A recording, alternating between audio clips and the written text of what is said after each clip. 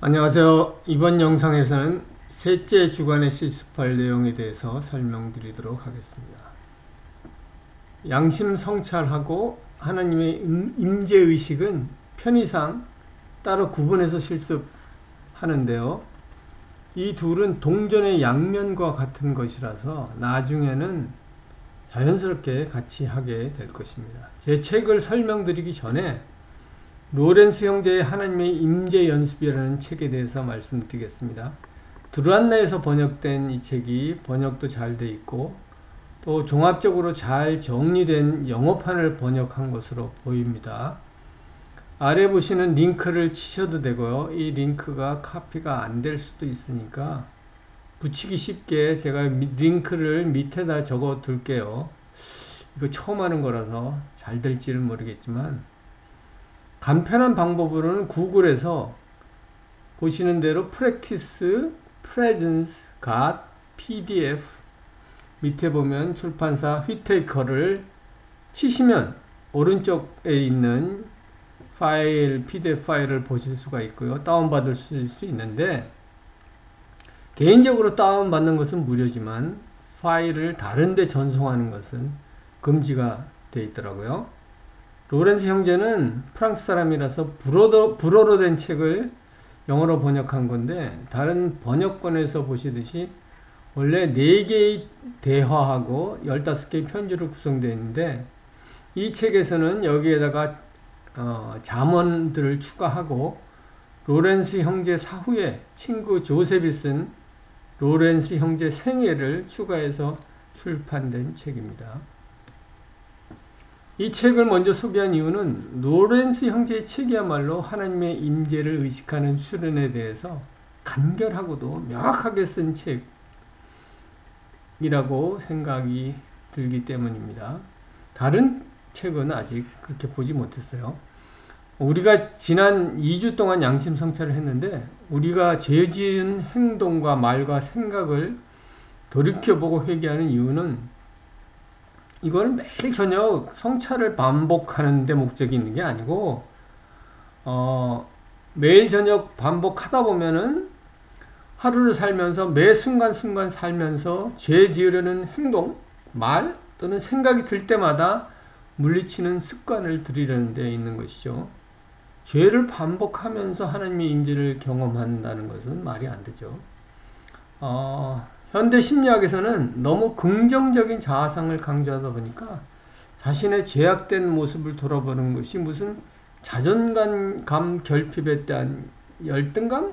이 정도로 치부하는 경향도 있는 것 같아요. 하지만 성경이 말씀하시는 바는 명백하죠. 시편 139편 23절 24절에 하나님이여 나를 살피사 내 마음을 아시며 나를 시험하사 내 뜻을 아옵소서. 내게 무슨 악한 행위가 있나 보시고 나를 영원한 길로 인도하소서. 주님께서 도우셔서 우리의 상태를 알 수 있다고 봅니다. 로렌스 형제도 늘 자신의 말과 행동과 생각을 살펴서 경계하는 일에 전심전력을 다한 것을 볼 수 있습니다. 로렌스 형제는 교육을 제대로 받은 수도사는 아니었기 때문에 스페인어라든가 라틴어로 된 이나시오 영신술은 책을 읽었을 가능성은 매우 적어요. 하지만 우리의 죄에 대해서 성찰하는 방식, 즉 말과 행동과 생각 세 가지 면으로 살펴보는 것, 이것은 일반적인 방식이 아닌가 하는 생각도 듭니다. 양심 성찰과 더불어 하나님의 현존을 기억해보는 기도는 하루를 돌아보면서 주님께 질문하는 것으로 시작할 수 있습니다. 주님은 언제 어디서 저와 함께 계셨을까요? 이렇게 하루를 거슬러 기억하면서 주님의 임재를 기억해서 더듬어보는 작업입니다. 성령의 도우심이 있어야 되겠죠. 하나님의 현존에 대한 로렌스 형제의 설명은 하루를 살면서 매 순간순간 무슨 일을 할 때든지 하나님을 기억하는 것이 제일 좋지만 나중에라도 하나님을 기억하지 못하고 흘려버린 장면에서 하나님이 함께 계셨음을 다시 깨닫거나 인식할 수 있다면 그것도 좋은 기억이 될 것입니다. 여기에 하나님이 우리 곁에 계신다는 사실뿐만 아니고 로렌스 형제의 말대로 하나님은 또 우리 안에 계시는 분이시기도 하시죠. 그래서 이 두 가지 면을 말씀드렸고요.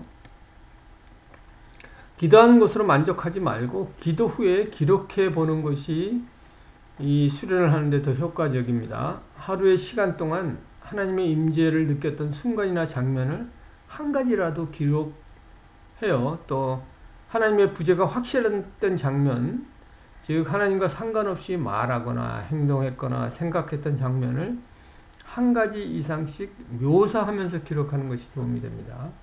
여기서 묘사라는 표현이 중요한데 간략하게 그냥 뭐 이때 하나님이 임재하신 것을 느낄 수 있었다 뭐 이런 식으로 추상적으로 쓰지 말고요.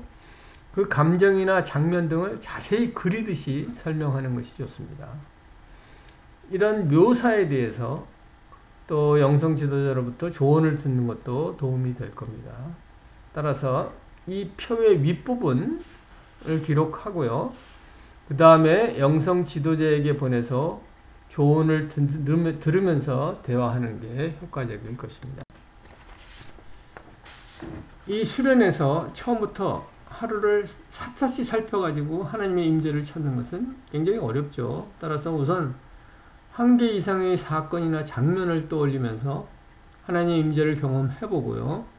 하나님의 부재가 확실한 것 같은 케이스도 떠올려보면서 이때 하나님은 어디 계셨는지, 왜 하나님을 까맣게 잊고 있었는지 기도 중에 주님께 묻고 또 묵상하는 작업이 필요한 것 같습니다. 하나님의 임재가 확실할수록 우리의 마음 가운데 어떤 정감이 있을 것이라고 보는데요. 예를 들면 사랑하는 연인이 함께 앉아있는 장면을 한번 보시죠. 이때 각자가 아무런 감정 없이 그냥 무미건조한 상태에 있을 수 있나요? 마찬가지로 이런 기도 수련에서는 정감, 영어로는 affection, 즉 어떤 좋은 친밀한 감정이 일어난 것을 느껴보는 것이 대단히 중요합니다. 로렌스 형제의 언급처럼 이성과 과학은 신앙과 배치되지는 않지만 너무 절대시하면, 다시 말해서 신앙과 과학으로 알 수 없는 하나님을 마치 이성과 과학으로 다 안 것처럼 잘못 알 수도 있고요. 이것이 오늘날의 신학의 현실이 아닐까 생각이 듭니다. 로렌스 형제가 말한 형편없는 모조품은 이성과 과학적인 방법론으로 천착한 신학의 결과물이라고 할 수 있고요. 예를 들면 조직신학의 경우에 조직신학이란 하나님에 대해서 또는 하나님이 하신 일에 대해서 그 개념을 체계적으로 진술해 놓은 학문이라고 할 수 있는데, 그렇다면 조직신학으로 하나님을 제대로 안다고 할 수 없는 거 아닌가요? 로렌스 형제가 말한 뛰어난 본래의 모습이신 하나님을 알려면 하나님 임재 연습, 즉 영성 수련을 해야지 조직신학을 깊이 파고든다고 될 일은 아닌 것 같아요. 그럼 왜 신학교에서 조직신학을 가르치나요? 조직신학은 물론 하나님을 개념적으로 이해하는 데는 도움이 돼요. 하지만 제대로 된 영성 수련 없이 조직신학만 가르친다면 그 신학교는 뭐예요? 이성과 과학적 방법론을 장착한 전문 직업인을 양성하는 학교라고 볼 수 있지 않나요? 따라서 신학과 다른 일반 학문과 별 차이가 없어요. 요즘 신학교에서는. 그래서 이것 때문에 기독교의 종말이 예견되지 않을까 하는 생각이 드는데, 이게 뭐 제 독단일 수도 있지만 한번 우리가 곰곰이 반성해야 된다고 생각이 듭니다. 다음으로 참고할 만한 책은 영적 분별의 길, 하나님과 함께 믿음의 결정 내리기라는 책인데요. 엘리자베스 리버트가 기었고요. 이광학 교수님이 번역한 책인데, 여기서 의식 성찰, awareness examin이라고 한 것에서 알 수 있듯이 하나님을 의식한 지점을 조사 관찰하듯이 살펴본다는 뜻입니다. 우선 감사 기도를 통해서 하나님이 주신 모든 선물과 유익에 대해서 기억하고, 하나님께서 빛을 비추시듯이 알려주시도록 기도하고, 하루를 돌아보면서 생각과 말과 행동을 점검해 보고요. 어디서 하나님의 위로가 있었는지, 여기서 위로는 consolation을 번역한 건데 위안이라고 번역하기도 하고요. desolation은 고독 또는 실망으로 번역되기도 합니다. 이런 하루 일과 동안에 일어난 일을 통해서 하나님께 고마움과 슬픔들을 표현하면서 내일에 기대되는 하나님의 은혜를 구하며 기도를 마치면 됩니다. 보다 더 단순하게는 영성 지도자인 조지 머피의 방식을 소개하고 있는데요. 하나님께서 하루를 함께 돌아볼 것을 구하면서 하나님께서 하루에 보여주신 것이 무엇인지 주님께 묻고 하나님께 그 하루 중에 중요했던 것은 무엇인지 알게 해달라고 하고 하나님께 그 하루에 대해서 자신이 느낀 바를 솔직히 이야기하는 기도를 드리는 것입니다. 이러한 의식 성찰 기도는 이나시의 양심 성찰, 즉 사제 또는 수도자를 대상으로 하루에 3회 결심하고 2회 성찰하고 죄된 생각과 말과 행동에 초점을 두는 이러한 양심 성찰의 현대적인 갱신 형태라고 보여지는데요. 중요한 것은 하나님의 현존 또는 임재와 행위가 우리의 생활에 어떻게 의식되는가를 매일 점검하는 것이 중요하고요. 로렌스 형제 말대로 기도하는 시간뿐만 아니라 하루의 모든 일과 중에 순간순간 하나님의 임재를 체험하면서 생활하는 단계에 이르는 것이 이 수련의 목표라고 할 수 있습니다.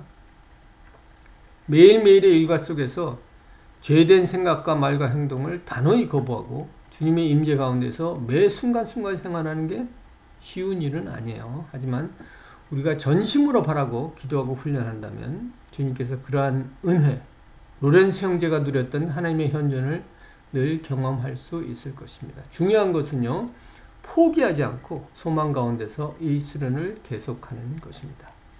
다음 영상에서는 하나님의 임재 연습의 동방 종교의 방식인 예수 기도에 대해서 설명드리도록 하겠습니다.